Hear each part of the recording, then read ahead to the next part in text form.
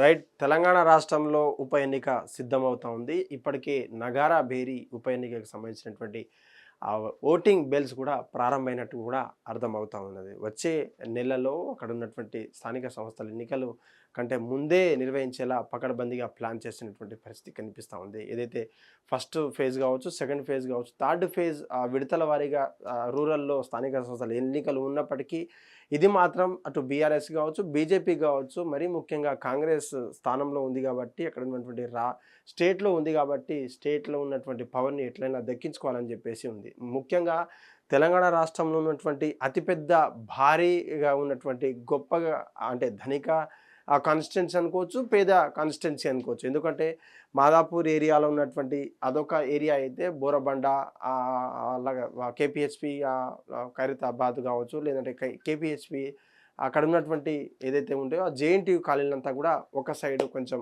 Rural ఏరియాలు తలపించేటువంటి కొంచెం లో కమ్యూనిటీ మనకంతా కూడా కనిపిస్తూ ఉంటుంది. ముఖ్యంగా ఈ యొక్క జూబ్లీ హిల్స్ ఎన్నికలకు సంబంధించినటువంటి కాంగ్రెస్ నుంచి ముగ్గురు పోటీదారులు అయితే వాళ్ళ భావాలు కావచ్చు, వాళ్ళకున్నటువంటి అనుచరులు కావచ్చు, అక్కడ నుండి కీలకంగా పనిచేసేటువంటి ముగ్గురు ఉన్నారు. వాళ్ళ ముగ్గురు గురించి జీవిత చరిత్ర ఏంటి, లేదంటే వాళ్ళ జీవితంలో ఉన్నటువంటి కాంగ్రెస్తో పనిచేసేటువంటి అవకాశాలు ఎప్పుడొచ్చింది, లేదంటే ఇతర పార్టీ నుంచి వచ్చినటువంటి భవిష్యత్ అంతా కూడా ఒకసారి తెలుసుకునేటువంటి ప్రయత్నం చేద్దాం.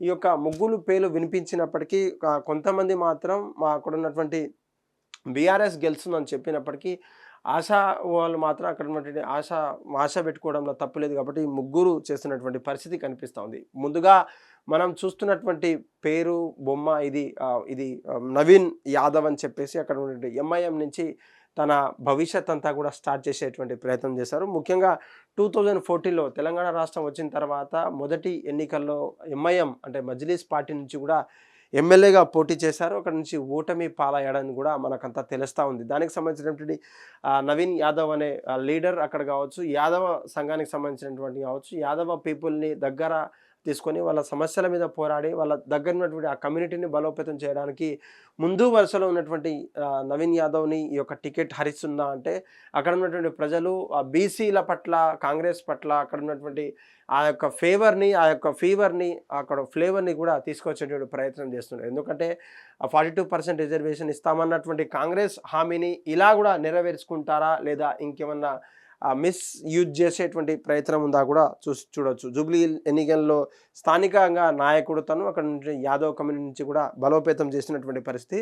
దాదాపు 2014లో ఓడిపోయిన తర్వాత 2018లో వచ్చే ఎన్నికల్లో అంటే 2014 తర్వాత 18లో కూడా వచ్చే ఎన్నికల్లో మేము ఎందుకు పోటీ చేస్తాం అనుకోకుండా ఏ పార్టీ యొక్క టికెట్ ఇవ్వకుండా తనకున్నటువంటి బలాలను గుర్తించి స్వతంత్రంగా కూడా పోటీ చేసి అక్కడ నుంచి మళ్ళీ ఓటమి పాలయ్యడం అయితే జరిగింది. 2013లో కూడా అప్పటికున్నటువంటి రాజకీయాలు కావచ్చు, అక్కడ ఉన్నటువంటి కాంగ్రెస్తో ఉన్నటువంటి తన సత్సంబంధాలు కావచ్చు, తర్వాత 2023లో కాంగ్రెస్లో చేరడం అయితే జరిగింది. కాంగ్రెస్లో చేరిన తర్వాత అక్కడ అభివృద్ధి పనుల మీద కావచ్చు, అక్కడ అధికారులతో మాట్లాడి తన వంతు అయ్యేటువంటి పనులు కూడా చేసినటువంటి పరిస్థితి కనిపిస్తూ ఉంది. అక్కడ ఉన్నటువంటి ప్రజల్లో దాదాపు 50-50 ఓటింగ్ కూడా కనిపిస్తూ ఉంది. దాదాపు అటు బీఆర్ఎస్లో సిట్టింగ్ స్థానాన్ని గెలుచుకునేటువంటి సర్వ ప్రయత్నాలు చేస్తున్నప్పటికీ అక్కడ ఉండే సతీమణి గారికి ఇచ్చినప్పటికీ ఇటు నవీన్ యాదవ్ అనే తన గొంతుక తన బీసీ వాదాన్ని వినిపించేటువంటి స్ట్రాంగ్ లీడర్ అని చెప్పుకోవచ్చు. మరీ ముఖ్యంగా ఈ యొక్క యాదవ్ కమ్యూనిటీకి సంబంధించినటువంటి ముఖ్యులు కావచ్చు, పెద్దలు, కుల పెద్దలంతా కూడా తనను ఆశీర్వదిస్తారు, నాకు సీటు నాకే వస్తుందని చెప్తున్నారు. కానీ మరి ముఖ్యంగా ఒక సోషల్ మీడియాలో ఒకటి ఇంతకుముందుకు వచ్చినటువంటి వివాదాలు కావచ్చు, ఆరోపణలు అనుకోవచ్చు మనం. ఎందుకంటే ఇప్పటికే తన మీద ఒక క్రిమినల్ కేసు కూడా బుక్ అయింది. ఈ యొక్క క్రిమినల్ కేసును కొంచెం వెలికి తీస్తే బీజేపీ కావచ్చు, బీఆర్ఎస్ నాయకులకు కొంచెం పాజిటివ్ న్యూస్ వచ్చేటట్టుగా కూడా అందరూ ప్రచారం చేస్తున్నారు. కానీ ఆ క్రిమినల్ కేసు కేవలం ఆరోపణలు అని చెప్పేసి వాళ్ళ పిఆర్ టీంతో పాటు అక్కడ ఉన్నటువంటి స్థానికులు కొట్టివేస్తున్నారు. ఎందుకంటే మన మధ్యలో తిరిగినటువంటి వాళ్ళు మన స్థానికుడు కాబట్టి మనం ఎంకరేజ్ చేస్తే తప్పేంటి, వచ్చేటువంటి అన్ని వార్తలు కూడా ఫేక్ న్యూస్గా కూడా వాళ్ళు కొట్టివేసే ప్రయత్నం చేస్తున్నారు. ఏది ఏమైనప్పటికీ సమర్పించేటువంటి అఫిడవిట్లో అక్కడ ఉన్నటువంటి ఎలక్షన్ కమిషన్ ఆఫీసర్కి సమర్పించే అఫిడవిట్లో తనకున్నటువంటి కేసులు ఏంటి, లేదంటే ఆ కేసుకు సంబంధించినటువంటి ట్రయల్స్ ఎంతవరకు వచ్చాయి, లేదంటే నిజంగా ఆరోపణలా కూడా మనం తెలుసుకునేటువంటి ప్రయత్నం చేద్దాం. ఒక్కసారి ఇది బొంతు రామ్మోహన్ రావు అని చెప్పేసి, బొంతు రామ్మోహన్ రావు అక్కడ ఉన్నటువంటి ప్రధాన నాయకుల్లో తను కూడా కీలకంగా పనిచేసినటువంటి బొంతు రామ్మోహన్ రావు ఇప్పుడు దాదాపు అక్కడ ఉన్న ప్రజలతో మమేకమై తనకున్నటువంటి వాదాన్ని తనకున్నటువంటి గొంతుకను అక్కడ ప్రజల కోసం ప్రజల శ్రేయస్సు కోసం అక్కడ ఉన్నటువంటి వాడల కోసం పనిచేసేటువంటి ప్రధాన నాయకుడు అని చెప్పచ్చు. మున్నూరు కాపు సంబంధించినటువంటి కమ్యూనిటీ సంబంధించినటువంటి బలంగా తను ప్రతిసారి చెప్తూ ఉంటాడు.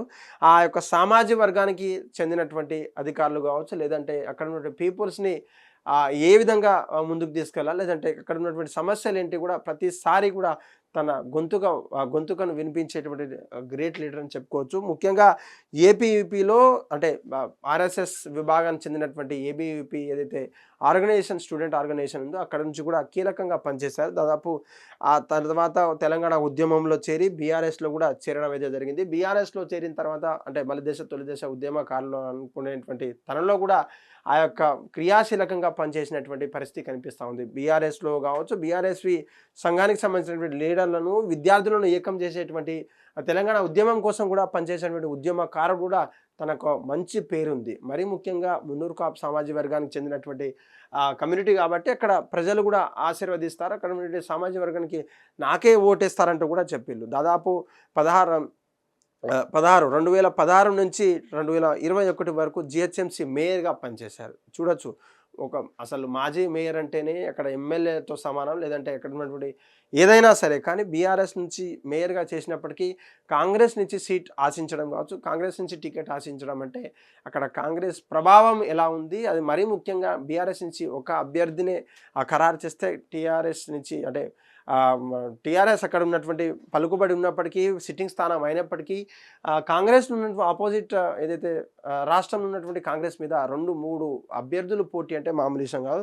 దీంట్లో ఉన్నటువంటి ఫ్లేవర్ అంతా కూడా మనకు అర్థమవుతుంది. 2014లో కాంగ్రెస్లో కూడా తను చేరికయ్యారు. భార్య శ్రీదేవి చర్లపల్లి కార్పొరేటర్ కూడా తనకున్నటువంటి పలుకుబడినంతా కూడా యూజ్ చేసేటువంటి అవకాశం ఉందని కూడా అక్కడ లోకల్ పీపుల్ చెప్తున్నటువంటి పరిస్థితి. అది బొంతు రామ్మోహన్ గారి యొక్క జీవితం గురించి మనం మాట్లాడుకున్నట్లయితే తను మేయర్గా పనిచేసినప్పటికీ విద్యార్థులకు కావచ్చు, లేదంటే తొలి దశలో మలి దశలో ఉద్యమం చేసినటువంటి నాయకులకు కావచ్చు చాలా సుపరిచితులు ఉన్నప్పటికీ తెలంగాణ రాష్ట్రంలో పాల్గొన్నటువంటి ఉద్యమకారులో తన పేరు ఉందని చెప్తూ తను ఆ రాజకీయాల్లోకి బలంగా దూసుకుపోతున్నటువంటి పరిస్థితి కనిపిస్తూ ఉంది. అటు చెర్లపల్లి నుంచి వాళ్ళ సతీమణి కావచ్చు, లేదంటే ఈయనే బీఆర్ఎస్ నుంచి ఉన్నటువంటి దాదాపు అన్ని సంవత్సరాలు సుదీర్ఘంగా మేయర్గా చేసినటువంటి ఆ పొలిటికల్ ఫేవర్ అంతా కూడా ఇక్కడ యూజ్ అవుతుందా అనేది కూడా మనం త్వరలో వేచి చూడాల్సినటువంటి అవసరం కనిపిస్తూ ఉంది. నెక్స్ట్ వచ్చేసి సిఎన్ రెడ్డి, ఇప్పుడు అక్కడ ఉన్నటువంటి ప్రజెంట్ కార్పొరేటర్ తను దాదాపు అసలు రెడ్డి సామాజిక వర్గానికి చెందినటువంటి తను ఆయన కూడా అక్కడ నుండి ఆస్పిరెంట్స్ ఏదైతే రెడ్డి పాలన బాగుంది, లేదంటే ఎవరైనా ప్రశ్నిస్తుంటే తన వర్గానికి సంబంధించినటువంటి కావచ్చు, లేదంటే పీపుల్స్కి అక్కడ ఏమైనా సమస్య వస్తే ముందడుగులో ఉంటారు. ప్రజెంట్ కార్పొరేటర్ కాబట్టి ఏ ఒక చిన్న పనులు కావచ్చు, ఎక్కడ డెవలప్మెంట్ పనుల్లో కూడా క్రియాశీలకంగా పనిచేసేటువంటి, లేదంటే ఆ ప్రజలకు ఇంకా చేరువలో దగ్గరగా ఉండేటువంటి వ్యక్తుల్లో తనని చెప్పవచ్చు. దాదాపు రహమత్ నగర్ నుంచి 2020లో జిహెచ్ఎంసీ కార్పొరేటర్గా బీఆర్ఎస్ నుంచి గెలుపొందారు. తెలుసు కదా, బీఆర్ఎస్ అక్కడ ఎంత పకడ్బందీగా ఉందో కూడా మనం చూడొచ్చు. తను మేయర్, తను కార్పొరేటర్గా గెలిచి సేవలు అందిస్తున్నారు. ప్రజలకు కొంచెం దగ్గరలో ఉన్నటువంటి పరిస్థితి కనిపిస్తూ ఉంది. ముఖ్యంగా బీఆర్ఎస్లో ఉన్నటువంటి ఫ్లేవర్, లేదంటే తెలంగాణ రాష్ట్రంలో కాంగ్రెస్ వచ్చిన తర్వాత కూడా తను కాంగ్రెస్లో 2023లో కూడా తను కాంగ్రెస్ నుంచి సీట్ ఆశించడము, లేదంటే ఎమ్మెల్యే సీటుకు పనిచేయడం లేకుండా కూడా తను వితౌట్ రాజీనామా చేయకుండా కూడా బీఆర్ఎస్ నుంచి కాంగ్రెస్లో చేరారు. బీఆర్ఎస్ కార్పొరేటర్గా గెలిచిన తర్వాత కూడా తన సేవలు అలానే ఉన్నాయి. ఇప్పటికి కూడా కాంగ్రెస్ నాయకులతో, కాంగ్రెస్ మినిస్టర్లతో కలిసి పనిచేస్తున్నటువంటి పరిస్థితి కనిపిస్తూ ఉంది. ప్రజా సేవలు కావచ్చు, సంక్షేమ పథకాలు కావచ్చు, ప్రజా సేవలు, అక్కడ ఉన్నటువంటి సంఘ నాయకులను ఏకం చేసేటువంటి మీటింగ్లతో పాటు అనేక వాదనలు ప్రతివాదాలు ఉన్నప్పటికీ వాళ్ళను మాత్రమే ఏమైపరచకుండా, లేదంటే ఎవరిని హర్ట్ చేయకుండా మాట్లాడే గొప్ప మనిషి అని చెప్తుంటారు. ముఖ్యంగా కార్పొరేటర్ గెలవడం అంటే అంత పెద్ద విషయమేం కాదని కొంతమంది చెప్తున్నప్పటికీ బీఆర్ఎస్ ఫ్లేవర్ ఉంది కాబట్టి కార్పొరేటర్ గెలిచారు. కానీ బీఆర్ఎస్లో ఉన్నటువంటి మాటలు కావచ్చు, బీఆర్ఎస్లో ఉన్నటువంటి ఏదైతే పనులు రాకపోవడము, లేదంటే అక్కడ డెవలప్మెంట్ జరగకపోవడము, మరి ముఖ్యంగా కాంగ్రెస్ గవర్నమెంట్ రాకపోవడం, ఇదంతా కూడా తనను కాంగ్రెస్ వైపుగా అట్రాక్ట్ చేసేటువంటి పరిస్థితి కనిపించింది. ఏదేమైనప్పటికీ రానున్న స్థానిక సంస్థల్లో ఇప్పుడు అటు సతీమణి మాగంటి గోపీనాథ్ గారి సతీమణి ఎవరైతే వాళ్ళ కూతుళ్ళు కావచ్చు, వాళ్ళ ఇద్దరు కూతుళ్ళు కావచ్చు, పార్టీ క్యాడర్ అంతా పనిచేస్తుంటే వీళ్ళకి ముగ్గురు మాత్రం ఇప్పటికే ఎవరు అభ్యర్థి లేదంటే ఎవరు పోటీలో నించోబెడుతున్నారు, ఒకవేళ ఈ ముగ్గురులో కాకుండా ఇంకెవరైనా వచ్చేటువంటి అవకాశం ఉందా కూడా తెర మీదకి వచ్చేటువంటి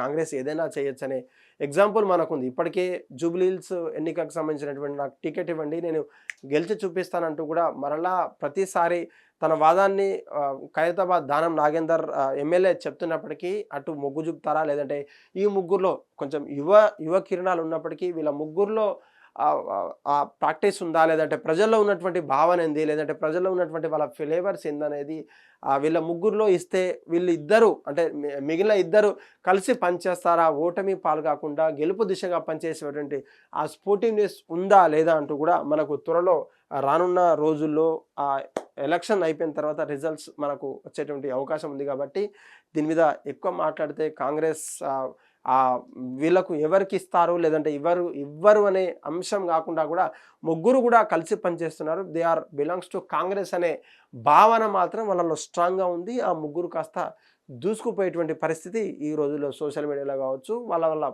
ఆ పనుల ద్వారా మనకు ప్రతిరోజు కూడా వార్తల్లో ఎక్కిస్తున్నటువంటి పరిస్థితి కనిపిస్తూ ఉంది. కాంగ్రెస్ ఎటు మొగ్గు చూపుతుందో, ఈ ముగ్గురులో ఉన్నటువంటి ఎవరి క్యాడర్ బాగుంది లేదంటే ఎవరు గెలుపుకు దగ్గరలో ఉన్నారు, పార్టీ నుంచి ఇంకేమైనా సహాయ సహకారాలను అందిస్తే మనం ఆ సీట్ ఎలా కొట్టొచ్చనే భావన ఉన్నారు. కాబట్టి కొన్ని రోజుల్లో వేచి చూడాల్సినటువంటి సమయం దగ్గర పడుతుందని చెప్పవచ్చు.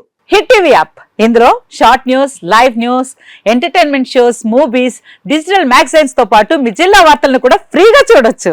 ఇంకెందుకు ఆలస్యం, వెంటనే హిట్ టీవీ యాప్ ని డౌన్లోడ్ చేసుకుని ఫ్రీగా ఎంటర్టైన్మెంట్ పొందండి. Hit TV app, hit TV app, please download hit TV app. Hit TV app ని ఫ్రీగా డౌన్లోడ్ చేసుకుని ఎంజాయ్ చేయండి. మీకు నచ్చిన ఎంటర్టైన్మెంట్ కోసం హిట్ టీవీ యాప్ ని ఫ్రీగా డౌన్లోడ్ చేసుకుని ఎంజాయ్ చేయండి. హిట్ టీవీ యాప్ ని డౌన్లోడ్ చేసుకుని ఆస్వాదించండి, ఆశీర్వదించండి. ఇంతమంది సెలబ్రిటీలు హిట్ టీవీ యాప్ ని డౌన్లోడ్ చేసుకోండి అని చెప్తున్నారంటే ఎంత మంచి యాప్ ఆలోచించండి. అమెరికా అమెరికాలో చదవాలనుకునే వాళ్ళకి విశ్వసనీయమైన పేరు మన శౌర్య కన్సల్టెన్సీ. UK లో 1 year masters, UK లో 1 year masters, 2 years work permit up to 5 years visa. Contact Saurya Consultancy. Contact 89851 89851.